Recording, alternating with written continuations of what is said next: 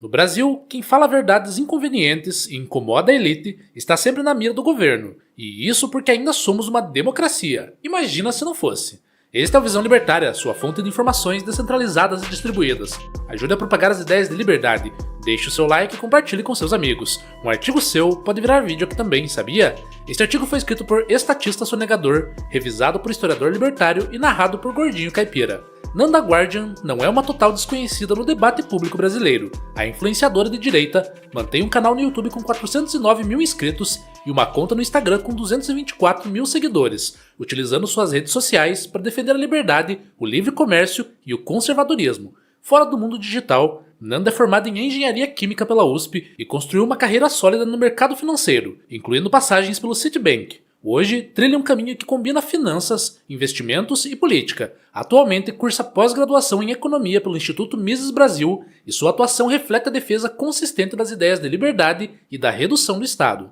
Em um vídeo recente que gerou enorme repercussão, Nanda fez uma crítica incisiva ao Banco do Brasil. Em sua análise, observou a queda dos lucros e a desvalorização das ações da instituição. Diagnosticou a situação como um projeto comunista, em linha com as ideias de Marx sobre a centralização do crédito nas mãos do Estado. Apontou ainda que a prioridade do banco parecia ser atender pautas ESG, em vez de gerar retorno real para acionistas e clientes. As críticas de Nanda irritaram muitos webcomunas, que sem aceitar ouvir certas verdades, começaram a denunciar o vídeo em massa no YouTube. Em apenas 10 dias, o conteúdo foi removido sob a alegação de violações das regras da plataforma. Mais tarde, descobriu-se que as denúncias vieram principalmente de um grupo de aprovados em concursos públicos do Banco do Brasil. O episódio é irônico, considerando que conteúdos incitando abertamente o ódio continuam disponíveis sem maiores problemas. Basta lembrar da onda de postagens que celebravam a morte de figuras públicas da direita, como Charlie Kirk. Para os libertários, é importante frisar que nenhum discurso deve sofrer censura, mesmo os mais insensíveis ou cruéis, como as falas de Eduardo Bueno no caso Kirk.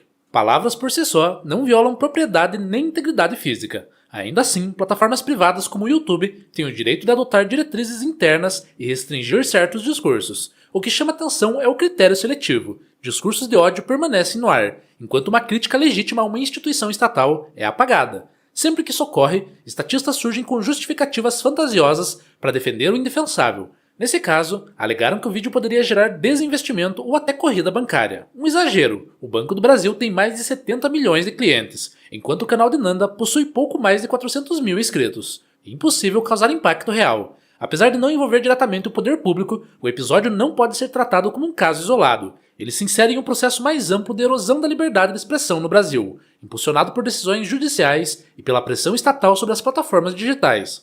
Para entender o peso disso, é necessário lembrar a origem dessa onda de censura online. Desde 2019, com a abertura do chamado inquérito das fake news no Supremo Tribunal Federal, o país passou a conviver com um mecanismo que legitima a remoção de conteúdos e o bloqueio de perfis. Esse mesmo instrumento abriu espaço para perseguições judiciais contra críticos sob o pretexto de proteger instituições e a democracia contra supostas ameaças. O cientista político Fernando Schuller descreveu o processo como a instauração de um espectro de estado de exceção. Segundo ele, a censura prévia, vedada pela Constituição, passou a ser praticada de forma rotineira, mesmo sem respaldo legal claro. A investigação, conduzida pelo ministro Alexandre de Moraes, quase sempre em sigilo, já atingiu empresários, políticos e influenciadores. O que começou como promessa de conter ataques à Suprema Corte, logo se transformou em um instrumento flexível e arbitrário para silenciar vozes dissonantes. A gravidade se revela em casos concretos. Influenciadores como Monark e Alan dos Santos tiveram que deixar o país, buscando refúgio nos Estados Unidos, e ainda assim não escaparam de perseguições.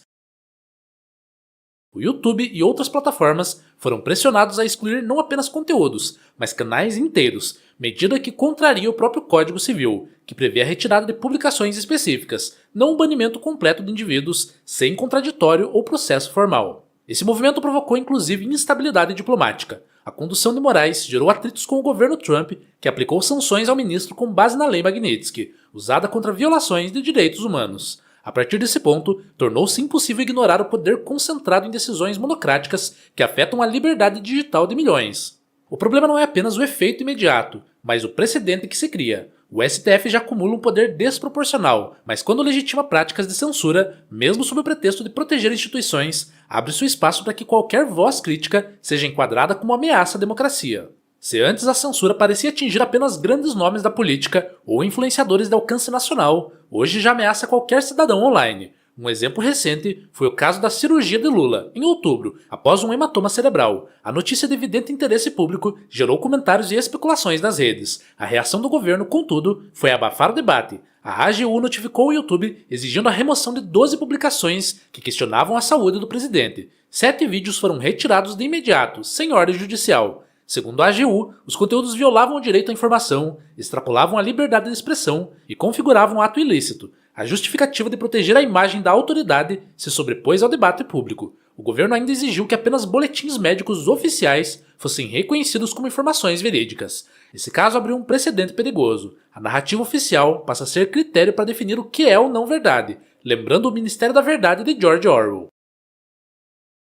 Esse episódio se conecta diretamente ao episódio vivido por Nanda Guardian. Mesmo sem pedido formal do Estado, a remoção ocorreu em um contexto moldado por pressão institucional. Denúncias organizadas encontram terreno fértil porque moderadores já associam qualquer crítica política ao risco de perseguição judicial. Assim, qualquer opinião minimamente desalinhada ao governo pode ser taxada de fake news ou ataque à democracia. E quando o critério é subjetivo, todos viram alvos em potencial. Plataformas como o YouTube, por medo de processos e aversão a polêmicas, optam pela autocensura. O resultado é que criadores de conteúdo pensam 2 vezes antes de publicar, não porque acreditam estar errados, mas por saberem que podem ser silenciados sem direito de defesa. É exatamente o que os libertários sempre alertaram. Toda forma de censura é prejudicial, mesmo contra discursos absurdos. Conceder ao Estado o poder de censurar pode parecer positivo no início, mas logo se torna prática rotineira. A censura ao vídeo de Nanda Guardian é apenas o início de uma nova onda autoritária que tende a atingir usuários comuns. O fato da plataforma ter cedido prontamente mostra que a censura prévia já se tornou um reflexo condicionado diante da pressão estatal. Quando o Estado assume o poder de decidir o que pode ou não ser dito,